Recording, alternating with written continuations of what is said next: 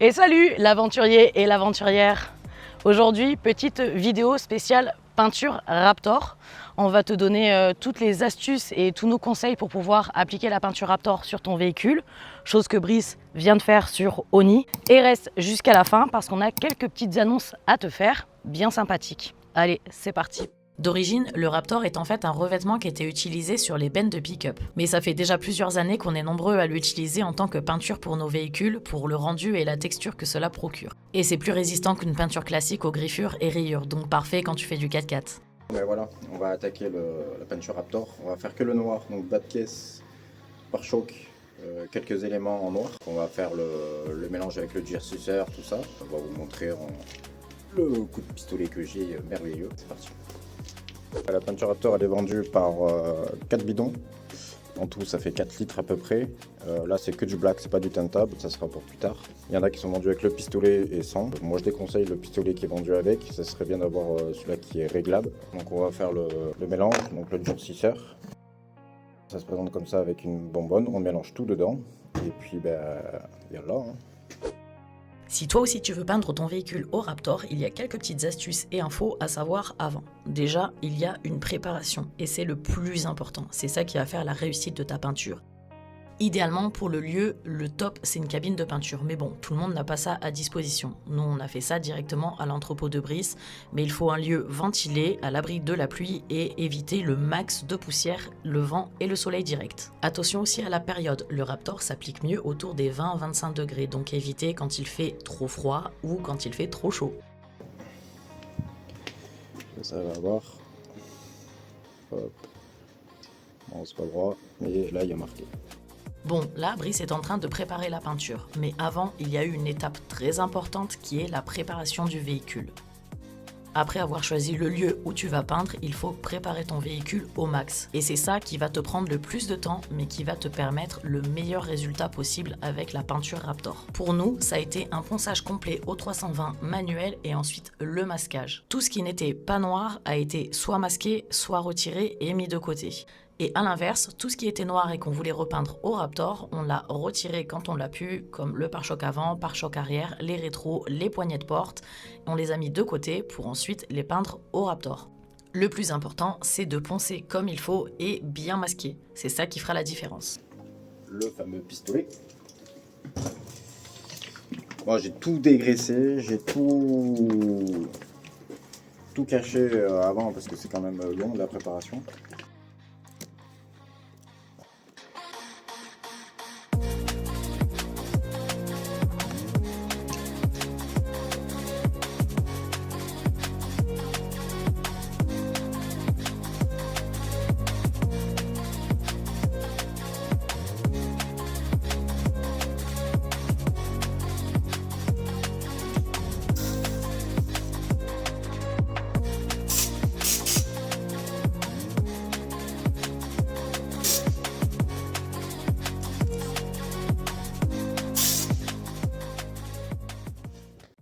Une fois que le lieu est bon et que tu as bien préparé ton véhicule avec les bonnes étapes, le ponçage, le masquage, enlever les pièces, le dégraissage et que tu as mélangé ta peinture, on passe à l'application. L'idéal, c'est un pistolet réglable. Là, Brice, il a pris le pistolet pour le Black Zone.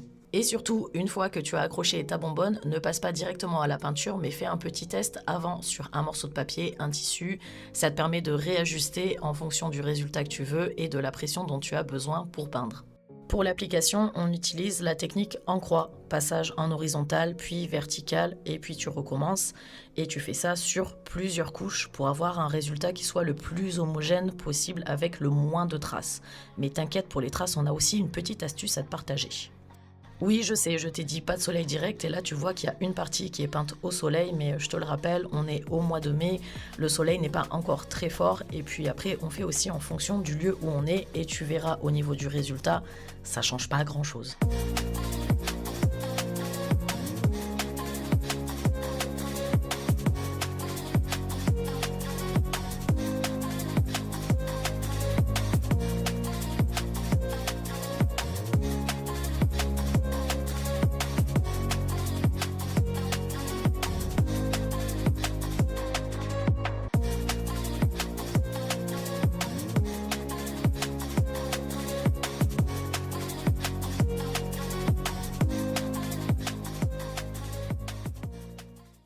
Bon, ben voilà, on a fini la peinture noire. Satisfait, hein, que le rendu pas mal. C'est ce que je veux, hein, de toute façon, du grain fin à chaque fois. Donc, non, nickel, je suis hyper content.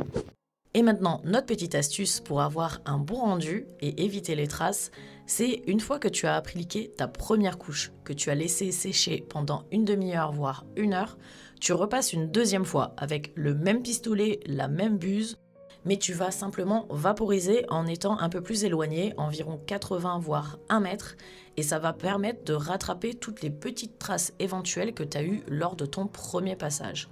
Et bien sûr, après, il y aura une deuxième voire une troisième couche en fonction de ce que tu veux. On est prêt pour faire la peinture complète, le vert, du coup le plus gros. Donc bon, j'ai déjà tout caché, comme ça c'est fait, ça perd pas de temps. Parce que ça prend quand même pas mal de temps de le faire. Donc puis c'est pas très cool, très intéressant. Donc voilà, donc on va commencer par le toit tout là-haut et puis on va attaquer le reste tranquillou. Pareil, hein, donc peinture outdoor teintable, compresseur réglé à 3 bar 5. Voilà, toujours la même buse, toujours le même pistolet et puis voilà. Allez, en avant pour la galère parce que n'empêche il est haut le bordel là. Bon, bah, la couleur, nickel. Moi, je fais un petit bec verseur fait maison. Ça évite de remettre de partout. Oui, la couleur, géniale. On va mettre 100 ml.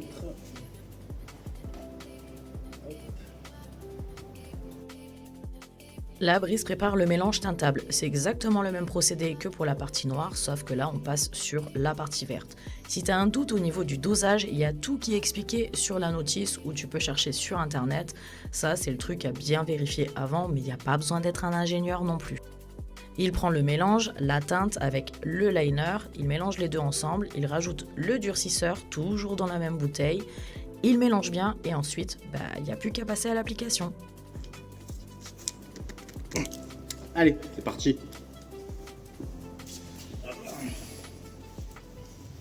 Bon, par contre, faut mettre les EPI, hein, bien sûr, hein, le masque, tout le bordel. Bon, moi, on s'en fout. Bon, allez, on va faire tout le côté.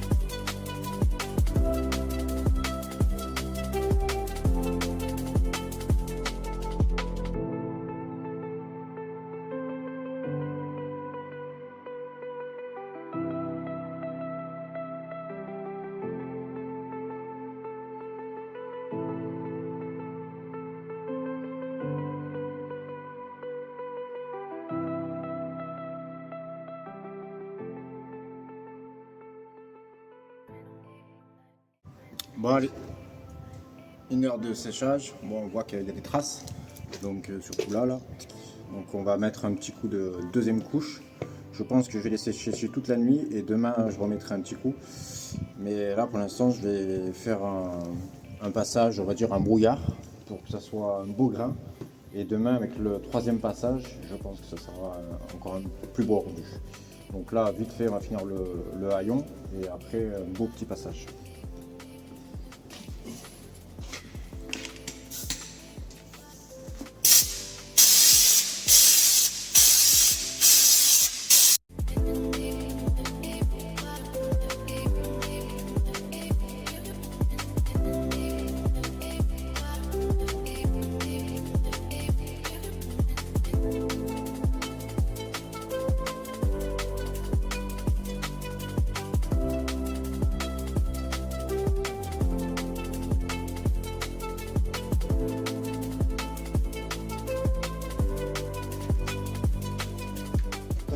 Bon, au final, c'est pas trop mal, même plutôt bien. Petit coup là.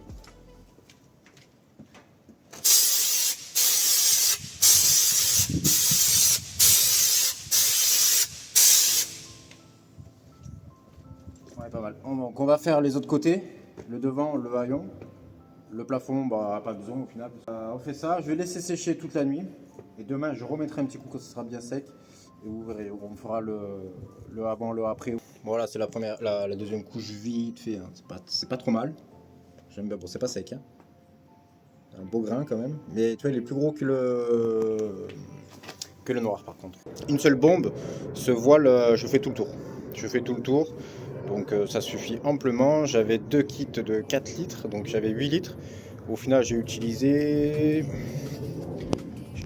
je crois, 5 bonbonnes et il m'en reste 3. Et finalement, le lendemain, après le séchage, Brice a réalisé que 2 couches, eh bien c'était largement suffisant pour le résultat voulu, pas besoin d'en rajouter plus. Il y a donc eu 2 couches de passé sur la partie verte, 2 couches sur la partie noire, avec la fameuse technique de vaporisation, pour repeindre totalement le véhicule. Il ne s'est pas énervé sur le toit, simplement parce qu'on a la tente de toit au-dessus, donc ça servait à rien de trop s'énerver au niveau de la peinture. Ok, donc Brice arrive avec Oni et je n'ai pas encore vu le résultat de la peinture en direct. Donc, on va voir ce que ça donne. Tadadam, verdict. Ah, ça a l'air pas mal.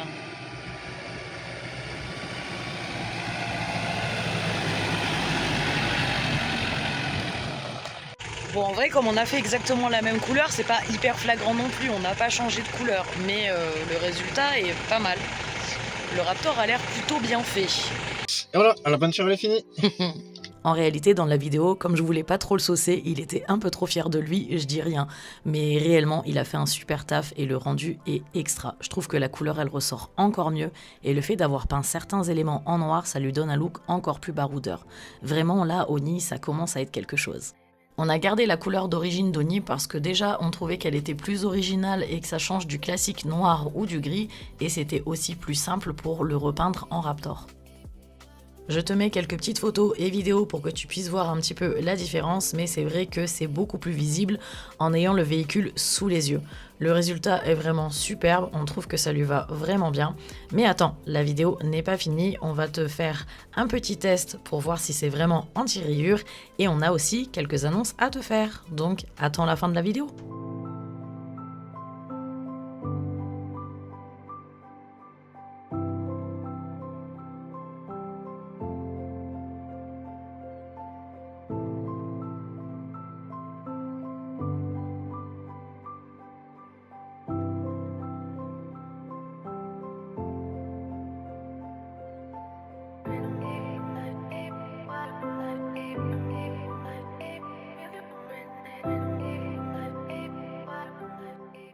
Petite démo de la peinture Raptor et de son effet anti-rayures.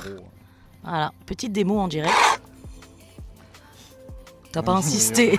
Ah si. Ouais. Voilà. Donc ça raye. Après, j'ai fait fort là.